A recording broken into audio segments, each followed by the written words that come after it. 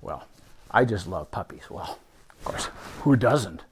It's pretty exciting getting to shape a new life, really.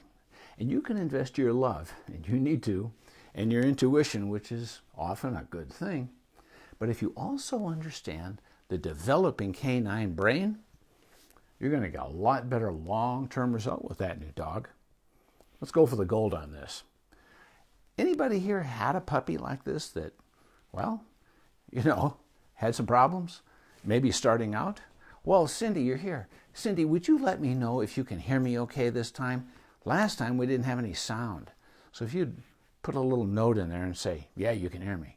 And anybody else, by the way, send me a wow if you can hear me loud and clear, and some hearts if this is helpful to you or might be helpful to somebody else you know. So if you have a friend or family member who's getting a new puppy soon or might already have one, put their name in the comment line. And she says, I can hear you. Wonderful. Thanks, Cindy. I have no idea what the heck happened last time, but I was a talking head with a couple of nice pets. Anyway, so thank you for that, Cindy. So if anybody's got anything they want to tell me about puppies or ask me, by all means, just put it in there. And by the way, in case we haven't met, I'm veterinarian Dr. Jeff Nickel, along with our family border collie, Miss America. And I still think of her as a puppy because she was just a baby when we got her, and that's the place she has in my heart, even though she's 13 years old, a teenager, right? And this is Tony, and Gaston's on the floor, and he might, decide to grace us with his presence later. But this is about puppies anyway, and it'd be nice if I had a puppy here that I could say, hey, thank you for being my puppy, but this is a puppy. She'll have to ask, just act like a kid sometimes, which she does. So anyway, what I'd like to do is actually read a story to you that I just wrote in the last couple of days. I'm developing a new plan. I'm going with a new website that I'm going to be putting in articles that I write each week that ultimately I'm going to compile and put in another book. And it'll include my weekly newspaper column, and it will include a video, something just like the Facebook Live. So I'll still be showing up on Facebook, and this plan is in its very early developmental stages. And so this first article that I'm about to read to you is the first in a series, and it's all about getting puppies off to a good start. And then later, I'm going to do a series on kittens and getting them off to a good start, because not everything we treat in terms of behavior disorders in a behavior specialty practice like mine, not everything is preventable, right? But a lot of it is, or at least we can raise their likelihood of doing well. And that's really what this is about, and it's really fun to do. So if you'll indulge me here, let me do a little bit of reading to you. I'll try to make it interesting. Whoop. Oh, here come cats. That one ended up in the, thank you, Carolyn. Carolyn's a food thrower, and that's what motivates these cats to jump up on the table. Give us a little comic relief. This is Gaston right here. Sometimes when Carolyn tosses food, I've finished these Facebook Lives and found a little dry cat food in my hair or something like that. Anyway, so this is called Puppy's First Days at Home. All right. So, did you know? Here's a bit of trivia for you. Did you know that dogs are members of a different species? We love them like little people in furry suits. Let's face it, that's, we often nowadays talk about pet parents instead of pet owners because that's how we feel, right? And that intensity of love and devotion, well, that's healthy for all of us.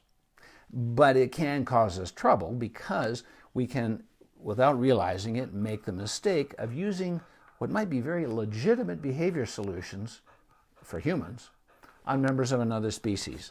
And sometimes it works well, and sometimes it works very badly because it confuses them. They don't get it, okay? So we're going to talk about that a little bit. So the commitment has unintended consequences sometimes. The genetic programming baked into this new pupster's brain at conception translates to an essential requirement for a canine-specific life. And living in a nice house with decent furniture, wall coverings and a nice writing table and rugs and TV and microwave and fridge and indoor plumbing, right? And we think, hey, pretty good existence compared with our, ancestors who didn't have any of that stuff. Shouldn't our pets love that too? Well, what's in it for them? Some of this is just information for another time. But to get this right, we can dovetail our human quirks and emotions quite nicely with the needs of our dog living in a house, a building, surrounded by a fence, leaving home on a leash. Frankly, all of that is a contrivance for a dog. They don't understand those things innately. But we can set them up for success, and we need to start when they're as young as 5 weeks old. And we'll get to that in just a minute. Thank you for those hearts.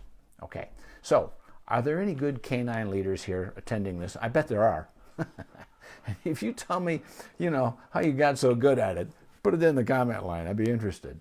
Okay, so dogs are brought to me with behavior disorders that are rooted in a mix of genetic plus environmental influences. In other words, they come pre-wired to be who they are, but their personalities and their foibles are strongly influenced by what happens to them in their lives. And it begins real early, and that has an enormous impact on who they turn out to be. They need the right learning opportunities at the correct times. So, there's a question I got on a puppy named Buddy. Buddy's brand new pet parent contacted me the day after he made his grand entrance into her home. Lady was smart. Way too many folks wing it in the early days, and they end up with problems. But she recognized she had some issues right away. So here's her question. My new puppy Buddy arrived yesterday. He had been socialized with other dogs on a regular basis because the breeder had a doggy daycare. Carolyn, when you're ready with my iPad, I'm getting a couple of comments and questions here. Thank you. He was subdued when he first arrived, but wherever I am, here he is, practically on my feet. He whines almost like a child when he wants to be picked up. I've tried to engage him in play, and he wags his tail and acts like he's interested, but then immediately climbs into my lap. Well, I love holding Buddy, but I can't spend all day doing it. Okay, yeah, what are you going to do with this, right? So how best to prevent Buddy from becoming a lifelong needy Velcro dog?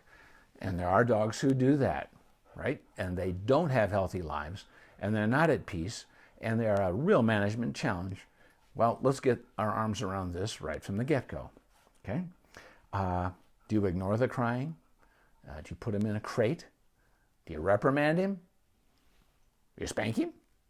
Kidding, okay? We don't do that, all right. And by the way, if you've had a clingy dog, let me know. And Carolyn's firing up that iPad. She'll bring it over here in just a minute so I can read some of these questions. Actually, little Buddy may not have been ready to leave home quite as early as he did. He'll need special care as he adapts to life away from his mother and littermates, and his brothers and sisters have a very big impact on who these guys turn out to be. One important influence among many, okay? Holding him now will help reduce his anxiety. Kindness never spoiled anybody. He won't turn into a sissy. He can still become a defender of all that is good and right. And I think you can picture a grown-up Buddy wearing a cape. Today, he's a baby. If he were still with his mother, she would comfort his little self. So proper socialization makes a huge difference. And by the way, that's something that happens when they're very young. It isn't something that you do when they're older. Dogs, adult dogs, who have real struggles with this, we can desensitize and try to counter-condition them. It can make a difference, but it's a very long, painstaking process, and we don't thrust dogs into it with another group. Thank you, Carolyn, to try to make that happen quickly. And the best time to do this is when their little developing brains are ready for it. Okay, there we go. Okay, thank you. Okay, Carla, hola. Nice to see you. And Cynthia, you're here. Can dogs get COVID-19? Oh, Martha, you're here too. Wonderful. Thank you for coming. I'm glad you asked about COVID, and let's digress briefly about that. No, dogs don't.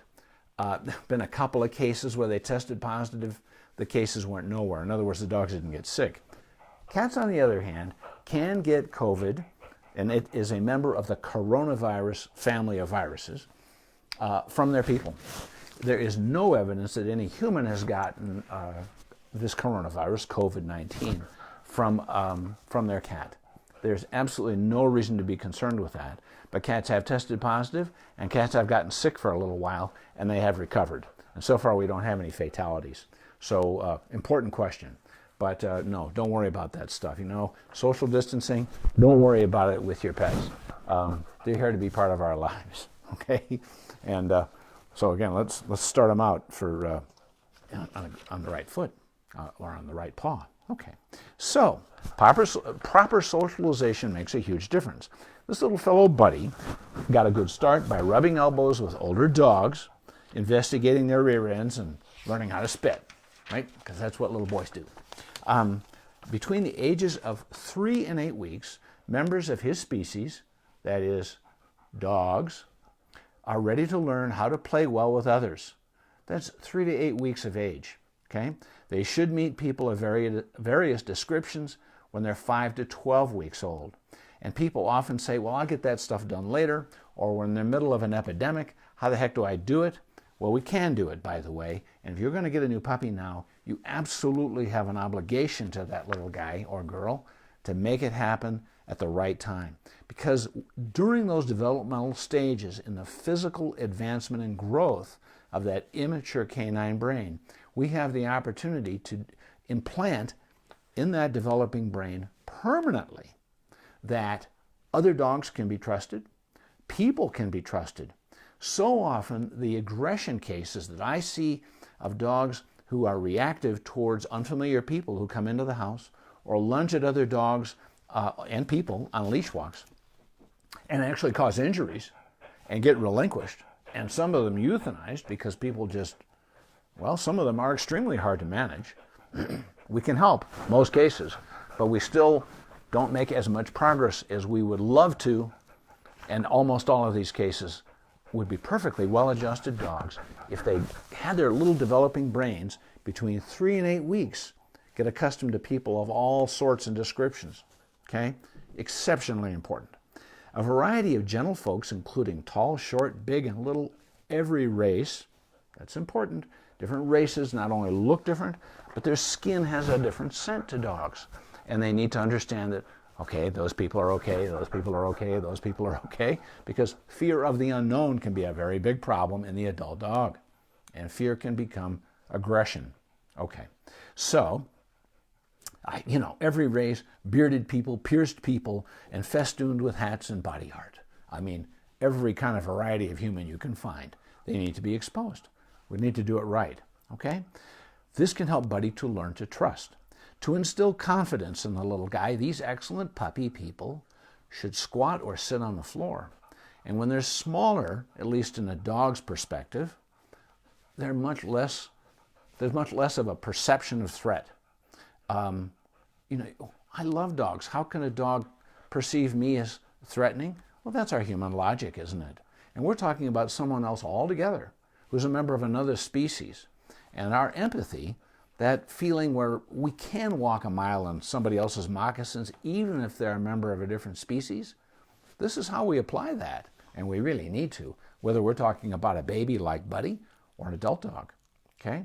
So, like one well-meaning dog encountering another on neutral turf, we're going to have people communicate with a puppy in a language that the puppy, or adult dog for that matter, innately understands. Canine body signaling. And you don't know it by your own intuition. You need to learn it. And so the non-threatening, disarming posture is, Barbara. I'll get to that one in just a minute, okay? What we need to do is have these people who are going to teach Buddy that people are fine and trustworthy need to interact with Buddy in ways that he can say, hey, you're fine and trustworthy. So you get small. You squat or sit on the floor. Turn your side to the little guy and do not look directly at him. No eyeball to eyeball, but off to the side. Because then we don't risk this potential for a perceived threat. Okay? So make yourself, and the other thing that people make a mistake of doing is that they they have these high squeaky voices and they act real happy and jolly. And that can be really scary, okay? So people squat and they drop little bits of food. And when Buddy comes for that food, his confidence, his courage is going to be immediately reinforced. And he'll say, you know, I don't know you, but I'm kind of liking you, okay? And if he chooses to approach an unfamiliar person and crawl into that person's lap, then that person should have a nice, gentle, quiet time of petting that little rascal and playing with him and letting him enjoy the interaction. And obviously, people who are dog lovers enough to participate in this kind of stuff, of course, we love that too, don't we? I mean, it doesn't get much better than puppy kisses and play, right? But we've got to make it easy for them to choose to interact, okay? No one goes to that puppy and picks him up or her because we're a lot bigger. And this great big creature leaning over, and that can give them a little fear, even if they recover quickly and go, oh, okay, we're fine now. Why risk that? Because that puts a permanent memory in that developing early immature canine brain. We don't need it, okay? We want everything to be gentle and sweetness and light here, and by the puppy's choice to approach. So we make it easy for them. Set them up for success, okay? So when puppies are 10 to 12 weeks, did I have a question about this? Let me see. And it was, I often have a problem getting this darn thing to, whoops, show me the questions. Oh, there we go. Replying to Nicole, he's the best. I've known him since I was about, oh, shucks. I'm going to learn how to bring up these questions at some point, but doing this is better than me leaning. There we go. I actually worked with Dr. Jeff Nickel with Up My Other Dogs. Hopefully I won't have to call him. Barbara. Well, yeah, Barbara Portsline. Thank you, Barbara. And here's Nicole. She says, he's the best. I've known him since I was about 3 years old. He was my family's go-to veterinarian for 15 years. Aren't you guys nice? Thank you. I've been at this a long time. I know. I know people's grandchildren. Anyway. So, when puppies are 10 to 12 weeks old, and again between ages 16 and 20 weeks, they can adapt to exploring new environments. That means sniffing and investigating. Robust research has shown that puppy socialization classes, starting when these youngsters are 8 to 10 weeks, can be wonderful for setting them up for success. Doing this right will drastically reduce the risk of fear-related defensive-aggressive outbursts in adulthood. I see these cases in overwhelming numbers in my behavior practice, and I know I mentioned that. Gentle life lessons absorbed during the right time intervals provide canine youngsters with an emotional bearing for a stable adult life. But hey, what about parvo and distemper in these puppy classes, right? Somebody else asked about infectious disease. Well, mighty important. Okay. Shouldn't puppies complete their vaccination series before being exposed? And by the way, a puppy vaccination series, approximately a booster each 3 weeks, starting at around 8 weeks, until they're about 16 weeks is best. But if we waited until the whole vaccination series was completed at 16 weeks, we've missed that essential window of opportunity to socialize these puppies with unfamiliar people and dogs. We absolutely have to do it earlier, but we're not going to risk their well-being, are we? And there's an enormous risk if we say, well, we're going to postpone their socialization. And I have to admit that many of my colleagues in general practice are not clear on this. And many training classes are not clear on this. And this is an essential mistake that's being made. Frankly, my behavior practice would be a lot less busy if everybody got their puppies socialized properly. And that's okay because I'd find other things to do. I've got a lot of cases. Okay, so here's what we're going to do. Let's look at a study. And I'm going to read you a little bit of brief research in a second. But this is called Frequency of Parvovirus Infections in Vaccinated Puppies that Attended Puppy Socialization Classes. How many puppies got parvo going to puppy classes when they were young? And this study was done by Dr. Meredith Stepida and her colleagues. And I know Meredith, by the way. She was just ahead of me in our residency training program by the Veterinary Behavior College. And they did a study including 279 puppies.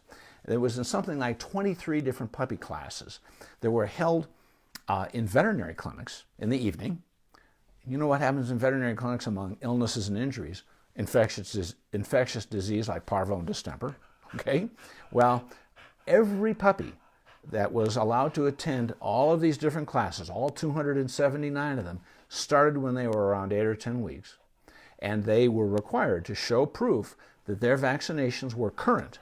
That is, their vaccine series wasn't completed because they were well under 16 weeks, but they were kept up to date every 3 weeks or so on their vaccination boosters. Okay? And guess how many of them got an infectious disease? A goose egg. Nobody. And in fact, to this date, no puppy who has attended a puppy class where everybody is fully immunized has ever had a problem. But they came away with an absolute indelible education on their developing immature canine brains that other people and puppies were nice. Okay? Because that's what they do at the puppy class. They play and they let the puppies approach other adults who are sitting on the ground, little children who attend, all that stuff. And they play with the other puppies. And they bring in some adult dogs who are known to be very gentle with the youngsters. And they get these essential exposures. Okay? So, they need that safe kindergarten while their little brains are ready. So, Buddy can start feeling better right away. Remember him? He's got this problem. He's crying. He's climbing up on his person. She can't seem to get loose of him. She certainly needs to comfort him and hold him, but there's more, okay? Plug in an adaptable pheromone diffuser, and let me show you what this looks like. I'll turn the camera around. There we go. You can get this online. Adaptable Calm Home Diffuser plugs into a wall outlet. It needs to be plugged in the area where Buddy sleeps. What do you think of that, Tony T? It looks like a room freshener, has no scent, but the pheromone in here, it's a synthetic analog of a naturally occurring pheromone that is secreted by specialized glands that run between the row of mammary glands right down the middle of the abdomen of mother dogs. All female dogs have these glands, but they're not activated until that shift, that transition in hormones that occur in the mother dog system right about the time she is ready to deliver the babies. So those little glands get activated and they immediately start releasing the natural pheromone. Well, here's why that's important, is that pheromone, which again has no scent to even the mother or the babies, but it is inhaled with the air. And it triggers a response in something called the vomeronasal organ, a very specialized receptor at the back of the nasal passages with a direct link to the calming areas of the brain. And so those puppies, when they take in that pheromone, are more relaxed. And they don't squawk and raise a lot of ruckus that would attract predators in the wild. So you can see the survival benefits of this natural pheromone that keeps the puppies relaxed and quiet. Well, here's Buddy, poor little guy, got separated from his mother and his litter mates, probably a little early. And if they plug in an adaptable pheromone diffuser where he sleeps and in other areas of the house where he spends his time, it makes a difference. And we have very sound research on that. We use these often in adult dogs too. It's helpful for separation anxiety cases, for example. It doesn't hit the home run by itself, but it's really meant for puppies, and that's where we see the greatest benefit.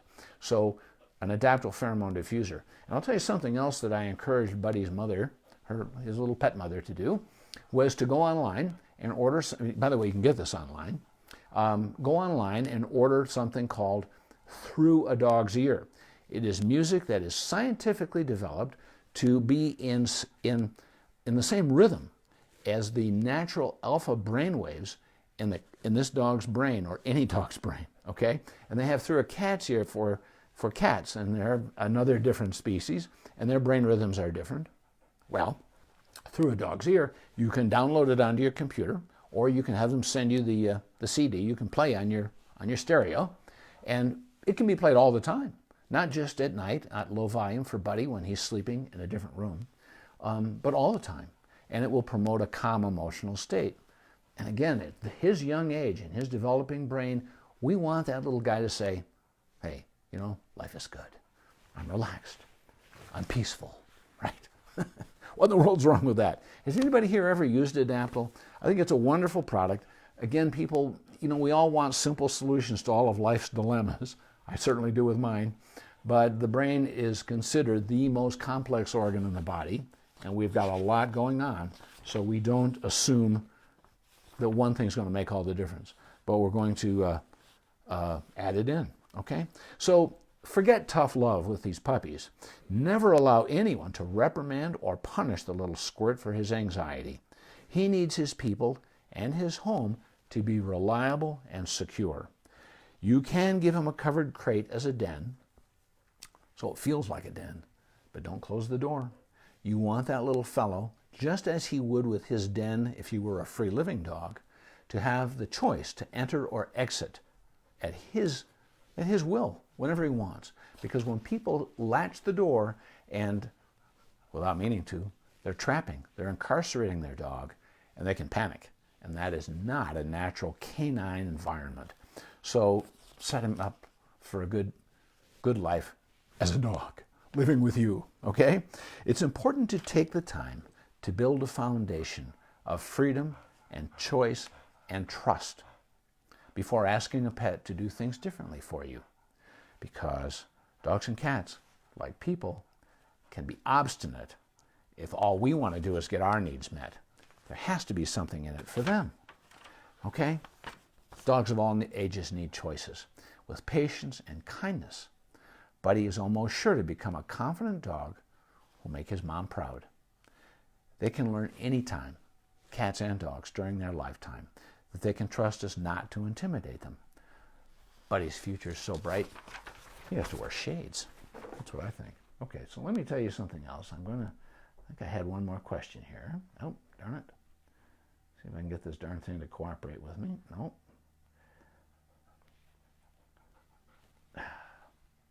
Somebody had a question.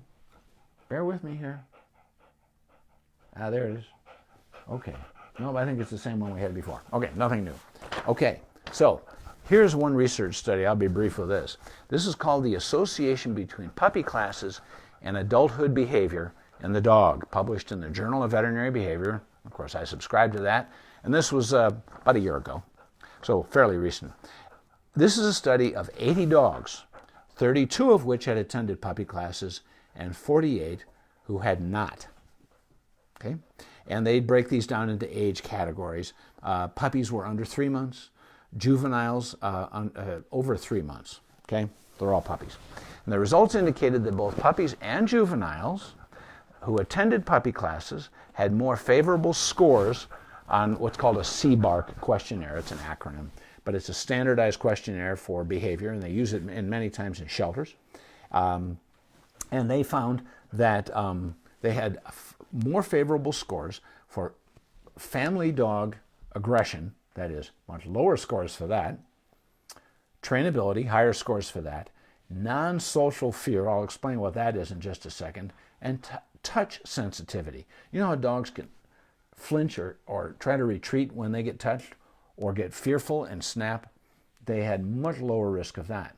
The study showed that attending puppy class may be, it's research so you can't say for sure, may be important for social exposure with other puppies and people, which could have an association with the dog's long-term behavior. And so what they mean, the term non-social fear used in behavioral research, means that fear of stuff that is not related to people or other dogs, like noise sensitivity. I saw a case just the other day of a big dog. A mother, I believe, was a Belgian Malinois, and the father was half Malinois and half German Shepherd. And this dog missed out on early socialization, a little over a year now, and it freaks out with anything other than its immediate family and its home. And they take it for a walk at night and light low, and the dog tends to be frightened of pretty much anything it sees. If it sees a rock, it has gone after the rock and bitten it. A blowing plastic bag, blowing leaves at night cause the dog to startle. These are non-social fears. And so puppies who are exposed to gentle people and dogs between 3 and 12 weeks in particular have much lower risk of these things. And this research was very, very strong on that. So here's just a few more points that were made. During the training sessions, this is part of what these new dog parents, these puppy parents were taught. They were instructed about the risk of the use of punishment, confrontational methods, choke collars, and negative reinforcement. Okay? And there really is such a thing. That's not the same as punishment. Consequently, the welfare of these dogs were less likely to be negatively affected, and similarly, the bond between the person and the dog was strengthened just by attending puppy class. Attendance at puppy socialization classes has been related to a higher retention in the home. These dogs are significantly less likely to be relinquished. Studies have shown that more frequent use of punishment is associated with increased aggression and excitability. Okay? It's not the only factor, but it's a big one. Puppy class dogs, that is, adults who attended puppy class as babies, showed less interdog family aggression than other dogs. This outcome could be influenced by the acquisition of better social skills in puppy class. Puppies that were hand-raised and had no contact with other puppies until age 12 weeks, and you think, shouldn't that be early enough? No, that window of opportunity is closing. And when people start socializing their puppies after that, or thinking that that's what they're doing, well, that ship has sailed. And that's kind of tragic, isn't it? You absolutely got to get the timing right. Who had no social contact with other puppies until 12 weeks of age showed the greatest deficit in social behaviors and reactions to other dogs. Okay? Well, doesn't get much simpler than that, does it?